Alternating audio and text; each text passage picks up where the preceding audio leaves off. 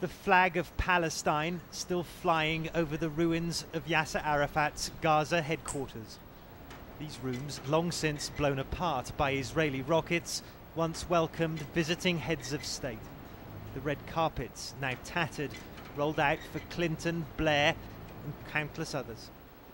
But beyond the rubble of these destroyed symbols of Palestinian statehood, another power is emerging: Hamas.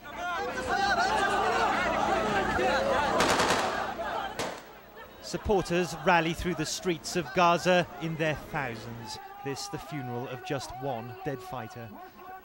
2 years of intifada have swollen the ranks of those who demonstrate their support for Hamas.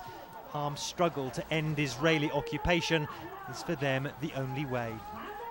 Never before has their radical and violent message appeared so popular. From his wheelchair, the paralysed leader and Muslim cleric who heads Hamas condones suicide attacks on Israelis. But he told me Hamas would consider holding its fire if Israel does the same. Everyone wants to achieve a decisive victory. But is Israel ready to compromise and give Palestinians their rights and their independence? They have everything. They have a state. They can decide if there is war or if there is peace. The armed wing of Hamas has claimed hundreds of Israeli lives. Its leaders are regularly assassinated by Israel. Yasser Arafat has been repeatedly pressured to arrest these men and their leaders. But now many Palestinians believe Hamas cannot be tamed, either by Israel or even Yasser Arafat's decrees and battered security forces. On the streets, these are the new heroes of Palestinian resistance. The fact is, Hamas is immensely popular here in Gaza and elsewhere across the Palestinian territories, and Yasser Arafat knows it. Their shooting attacks and suicide bombings against Israelis, celebrated in graffiti across the city, are seen as necessary and legitimate resistance. And what's more, at least here in Gaza, Hamas has evolved into something much more than a militant group.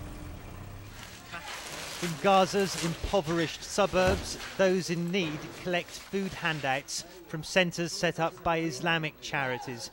Much of Hamas's power stems from this social system, which stands in stark contrast to the reputation for inefficiency and corruption that plagues the Palestinian Authority. The government give us nothing, this woman says. We're lucky to have this place. In the classrooms of Islamic kindergartens, the young are drilled in religious beliefs. Teachers say they don't preach hatred here, but that every child already knows that Israel is their enemy. Some have lost fathers in the fighting. Hamas says this cradle-to-grave community involvement guarantees support. We have credibility, and this is good for us, and this is because of our credibility in the eyes of our people. This is because of our honest and straightness of our people in the eyes of the Palestinian. This because also we are keeping the Palestinian interest as our top agenda. So do you think that credibility will ultimately take Hamas to the leadership of the Palestinian people? I hope so.